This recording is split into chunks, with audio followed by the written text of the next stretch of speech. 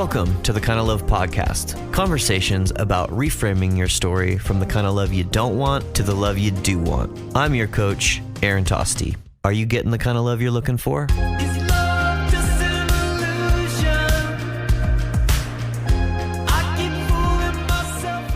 When we're motivated by love rather than fear, the story begins to shift and it begins to change.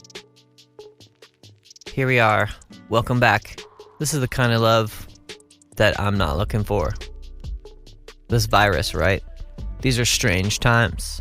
But it's also these strange times that slow us down. You know, we have choice in the matter. We can choose to jump into a survival strategy and freak out and do all those things and react out of fear and anxiety. Or we can choose to slow down, and it almost forces us to slow down. It forces us to do one or the other. And it's funny how we are as a human race that we wait for crisis. Typically, we wait for something really bad to happen. A relationship gone wrong, the loss of a job, a weird virus that shows up out of nowhere and completely takes over. And it takes over globally. This episode is just kind of this unusual solo episode where I'm challenged and I invite you to slow down and listen. Not to me necessarily, but to yourself. We were meant to thrive and survive, of course, but then we're also meant to share as a people. And when heartache and pain and frustration and death and all the things that we're frustrated and confused by right now, when all these things happen, we can either isolate, and isolation looks not just like physically isolating, but going into depression or isolating in anxiety or isolating in anger and anything that separates us emotionally from the world around us. So it's a major reality check. What's your reality? I think that who we are has a ripple effect on our life. Who we are affects the people around us. And so we have a chance right now to choose to isolate in our own little ways or collaborate. How do we come together? How do we do the thing that's unusual, that's unnatural, that takes us out of our comfort zone? The big question is what do we want the story to look like? What do we want our result to be from this time? And the hardest thing is losing control, right? Like, we don't have control over much of anything other than ourselves and how we react and respond. So do you choose to respond in love or respond in fear or some state of fear? How do you speak love into your life right now and truth into your life right now?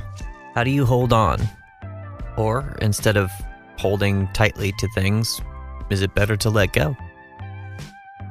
Better questions always lead to better answers. And if you're struggling out there internally, this is part of my self-talk, self-love, self-affirmation practice. Try slowing down to a complete stop and asking yourself, what's the story going on right now for me? What am I telling myself? In a way, our fear of the unknown can become our enemy. We scatter to try to do all these other strategies and all these other ways of being to control the outcome. And not that we shouldn't do anything. I think that it's time to be proactive and protect what we have, but also give. And how do we give in a time where most people are scared out of their minds? A lot of people have fear about where the economy is headed. Some of us are grasping at straws. Some of us are grasping at toilet paper. But I think kind of the greatest strength and choice that we do have as humans in this weird time is to come together. And I know I've been really grateful, and my friends actually can kind of be the heroes in my life, because there's been a lot of people that have helped me, and that always reminds me to try to support others. So what do I mean by collaborate? Because if you're like a artist or a musician or a painter or a entrepreneur or your Ice baby and you're from the 1990s, you know what collaborate means. And I've seen a lot of businesses, even locally here in Nashville, step up and help people that are in need. And I think that is a form of collaboration. When we're collaborating, we're creating a new story for ourselves. We're thinking about things differently. We're being way more intentional and choosing to do something great. When we feel a sense of gratitude, when we feel a sense of, hey, I've just received something, or hey, I just was able to give what I didn't think I had to somebody else in time of need, it fills you back up again. And when we go spiraling down into a depression or anger or anxiety, confusion, we think we're alone in the matter and like we're the only ones. And you're not alone. And it's okay to be not okay. And it's also not okay to live there. How long do you want to stay in this familiar, uncomfortable place? How long do you want to hold on to your melancholy? How long do you want to hold on to your anger? Instead, what would a better version of yourself look like on the other side of this? And how could you connect with other people in this time? In Nashville, it's been mostly raining during this time, and right before the virus hit the United States, you may have heard that there was a destructive tornado that touched down. So it could be a slippery slope to spiral into worst case scenarios and think this is doomsday. It doesn't have to be doomsday, but it definitely is a reality shift for all of us to show us how fragile we can be, to show us that we don't have control of everything. And it kind of levels the plane for our entire society. Entitlement starts to dissolve when we're all forced to be in our houses and tend to our own personal worlds as if things are about to fall apart. And all the things that we've taken for granted in our lives, all these things that we just expect to show up for us and be a part of our lives, like the roof to still be on our house, our baristas to make our lattes right, and all of the things that we readily have access to, their value changes. But really our perspective just changes. So what's the narrative that is actually life-giving? What does the story look like from here on out? And you have a ripple effect on where you want to go with your own story.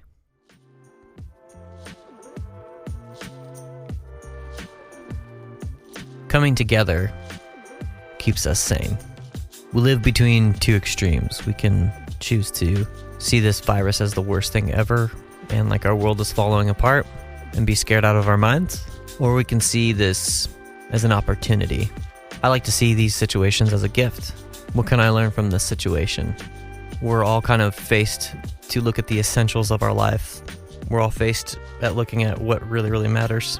So how can we look at those things that we value and keep those valuable things in our life and be grateful for those valuable things? Maybe, just maybe, on the other side of this, come out as a better version of ourselves.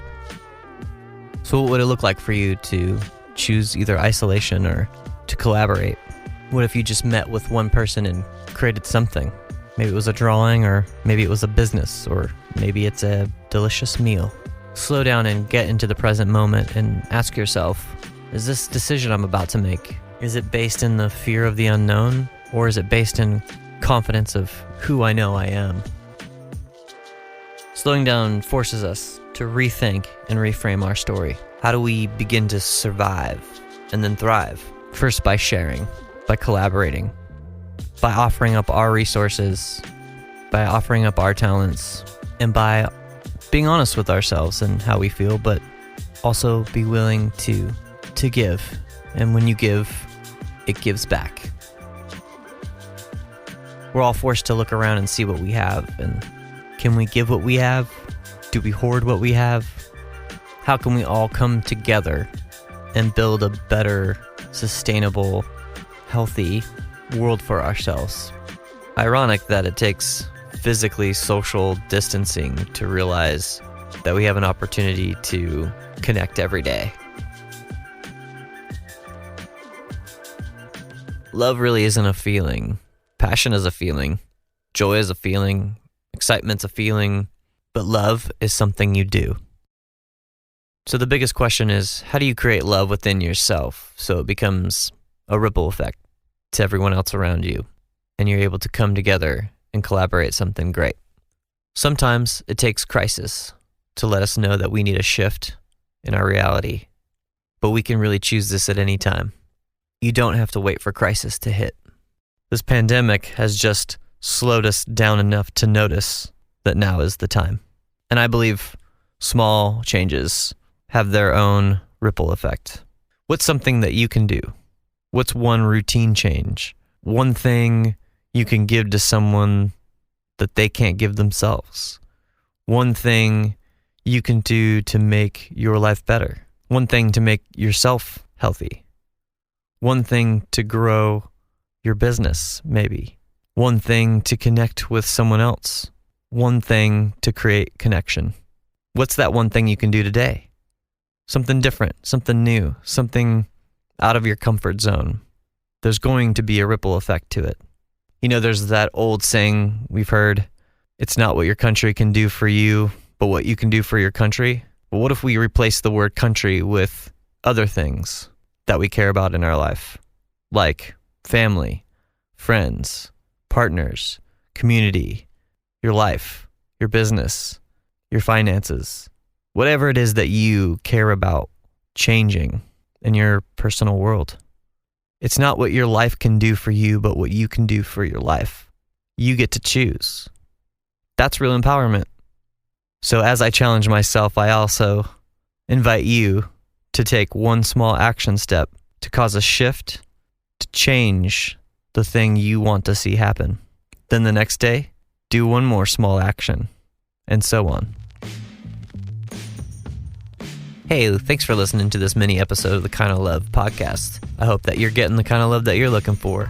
This season has been brought to you by me, mainly, a self-love, self-talk, self-affirmation, and self-acceptance coach. You can always connect with me at aarontosti.com or thekindoflove.com. This season of the Kind of Love podcast is wrapping up, and next season we'll be talking about self-healing and self-care and different modalities that really help us get back into being centered, balanced people. And a lot of that has to do with stress and how it takes us away from being our best self. But if we can get back to being our best self, we can create a ripple effect of love in our life. I'd like to thank our sponsors this season, Soundstripe Music.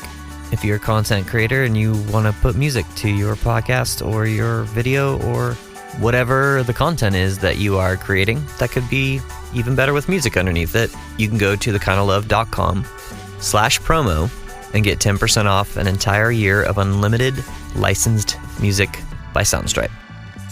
You've been listening to the very first season of the Kind of Love podcast, the podcast where we explore the internal struggles and the internal dialogue that might be holding you back from the kind of love you're looking for.